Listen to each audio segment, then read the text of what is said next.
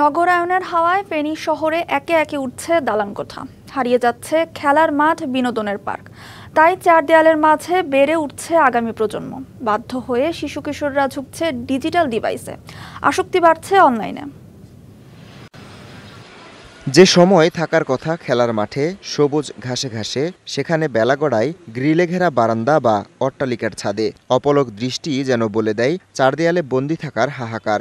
এই বন্দিত্ব গ্রাস করেছে শিশু কিশোরদের।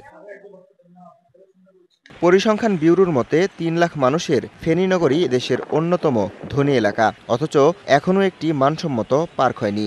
নগরায়নের নামে হয়েছে কেবল ইট পাথরের দালান। স্কুল থেকে আসার পরে হচ্ছে কি, যখন আমার খেলার ইচ্ছে করে তখন আমি বারান্দায় বসে থাকি। ফেনীতে যদি একটা খেলার মাঠ থাকে, স্পেশালি যদি মেয়েদের জন্য হয়, তাহলে এটা খুবই ভালো হয়। সরকারি ব্যবস্থাপনায় রাজাঝির দিঘির পাড়ে একটি নামমাত্র শিশু পার্ক থাকলেও তার পরিসর নগণ্য। বিনোদন কেন্দ্রের অভাবে ভরসা এখন ইনডোর গেমস সেন্টারগুলো। এ অবস্থায় সন্তানের বিকাশ নিয়ে চিন্তিত অভিভাবকরা। বাচ্চারাই খেলতে চায়, কিন্তু আশেপাশে তো বাসা বাড়িতে তেমন খোলা জায়গাও নেই, আর খেলার মাঠও নাই, পার্কও নেই। একনল সোপ, দেশের নাম্বার 1 হালাল অ্যান্টিব্যাকটেরিয়াল সোপ, ন্যাচারাল ব্যাকটেরিয়ালাইসিসের সুরক্ষায় ফ্রেশ ও অ্যাক্টিভ সব সময়।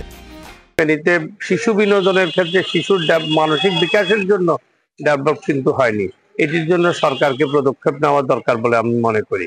উপজেলাগুলোতেও নেই পার্ক ও পর্যাপ্ত খেলার জায়গা।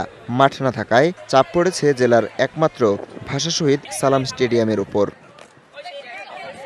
বিশেষজ্ঞরা বলছেন, শিশুদের শারীরিক ও মানসিক বিকাশে খেলাধুলার বিকল্প নেই। বাচ্চাদের খেলাধুলার মাঠের খুবই অভাব। এর ফলে ওরা বেশিরভাগ সময় বাসায় থাকছে, বাসায় থেকে পড়াশোনা করছে, প্লাস মোবাইল, কম্পিউটার, টিভি এগুলোতে আসক্ত হচ্ছে। তার ফলে হচ্ছে কি, তারা বাইরে গিয়ে খেলাধুলা করছে না। খেলাধুলা না করার কারণে শারীরিক বৃদ্ধিটা ব্যাহত করছে। ফেনীর সবকটি উপজেলাতেই একটি করে মিনি স্টেডিয়ামের পরিকল্পনা রয়েছে সরকারের। মাঠ আসলে সংখ্যা অনেক কম, যার কারণে আসলে আমাদের খেলোয়াড়রা ঠিক মতো অনুশীলনটা করতে পারছে না।